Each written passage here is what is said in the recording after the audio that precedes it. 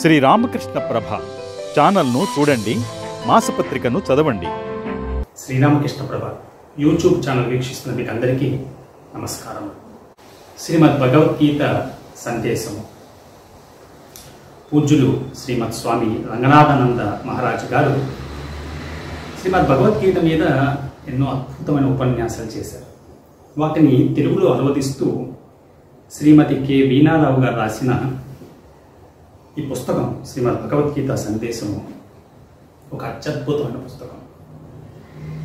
ఇందులో నుంచి మంచి విషయాలు మీతో పంచుకోవాలని ఒక చిన్న ప్రయత్నం చేస్తున్నాం. ముందుగా మహారాజు గారికి చాలా ఇష్టమైన శ్లోకం శ్రీరామగీతలో ఆయన చాలా ఇష్టమైన శ్లోకాన్ని ముందుగా మనం చెప్పుకొని తర్వాత మిగతా విషయాలకు వెళ్దాం. నిత్యోత్సవం భవత్వేషాం నిత్యశ్రీ నిత్యమంగళం ఏషాం హృదిస్థో భగవాన్ మంగళాయతనో హరి. ఈ శ్లోకం స్వామీజీ వారికి చాలా ఇష్టం, గురు మహారాజ్ గారికి చాలా ఇష్టం. ఇక్కడ ముఖ్యంగా మంగళాయతనో హరి అంటే శ్రీహరి మంచికి పవిత్రతకి శ్రీహరి స్థానం అని చెప్తాం. అటువంటి శ్రీహరి ఏషాం హృదిస్థో ఎవరి హృదయంలో అయితే ప్రకటితమవుతాడో నిత్యోత్సవం భవత్వేషాం వారి జీవితం నిత్య ఉత్సవంతో సరి సమానంగా ఉంటుంది.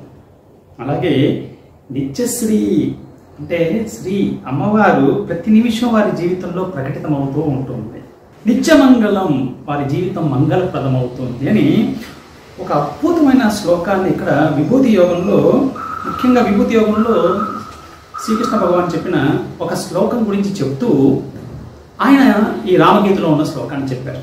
ఇంతకీ శ్రీకృష్ణ భగవాన్ చెప్పిన శ్లోకం ఏమిటంటే మచ్చిత్త మద్గతః ప్రాణాః బోధయంతః పరస్పరం కథయంతచ్చ మాం నిత్యం తుష్యంతి చ రమంతి చ. అంటే ఇక్కడ ఒక అద్భుతమైన విషయం ఏంటంటే ఎప్పుడు కూడా భగవంతుని గురించి, అంటే ఇప్పుడు మనం సత్సంగం అంటున్నాం కదా, ఎప్పుడైతే భగవంతుని గురించి మంచి విషయాలు చెప్పుకుంటూ ఆయన లీలల గురించి చెప్పుకుంటూ ఎప్పుడు నిత్య తృప్తితో ఆనందంగా ఉంటారో వారిలో భగవంతుడు ఉంటారు అని ఈ శ్లోకం ద్వారా మనకు అర్థమవుతుంది. అందువల్ల ఈ శ్లోకాన్ని చెప్తూ మనకు మహారాజు గారు ఏం చెప్పారంటే శ్రీరామకృష్ణ పరమహంస యొక్క జీవితం తీసుకుంటే ఆయన ఎప్పుడూ ఆనందంగా తృప్తిగా ఉండేవారు. అలాగే ఆయన చుట్టూ వస్తున్న, అంటే ఆయన ఉపదేశం వినాలి అని వస్తున్న భక్తులందరిలో కూడా అదే ఆనందం వ్యక్తీకరణమైంది. అందువల్ల ఇక్కడ ముఖ్యంగా ఎవరి హృదయంలో భగవంతుడు ప్రకటితమవుతారో అని రామగీతలో చెప్పినట్టు, అంటే శ్రీరామకృష్ణ పరమహంస గారి హృదయంలో భగవంతుడు ప్రకటితమయ్యాడు కాబట్టి ఒక ఉత్సవంలాగా ఆయన ఉపన్యాసాలు, ఆయన బోధనలు అందరూ విని ఆనందాన్ని అందుకున్నారు. అందువల్ల ఈ మంచి శ్లోకంతో మనం ఈరోజు మన మహారాజు గారి శ్రీమద్ భగవద్గీత సందేశంలో ఒక మంచి విషయం చెప్పుకున్నాం. అలాగే వచ్చే వీడియోలో ఇంకా మంచి విషయాలు చెప్పుకుంటూ మనం ఆనందంలో ఉండిపోతే అంతకన్నా ఏం కావాలి ఈ జీవితానికి. జై శ్రీరామ్, జై శ్రీకృష్ణ, జై శ్రీరామకృష్ణ.